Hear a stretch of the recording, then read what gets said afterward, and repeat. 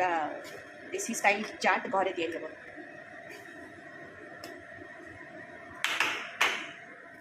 चाट ଉପରେ ପଡ଼େ ଟିକେ ପାମ୍ପଡ଼ ଗୁଣ୍ଡ କରିକି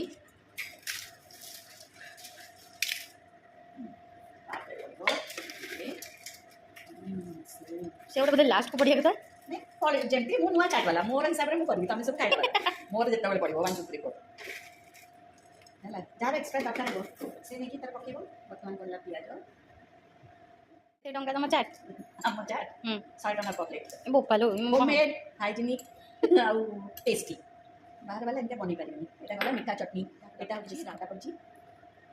और जेटा पकईकि खाइब तो अल्प टे पकई दीजिए और लास्ट यहाँ चाट मसला टे दालचीनी गुंड टे दबो नहीं दह पड़े ठीक अच्छे आम किसी लोग दालचीनी गुंड खाते हैं पड़ो धनिया पत्र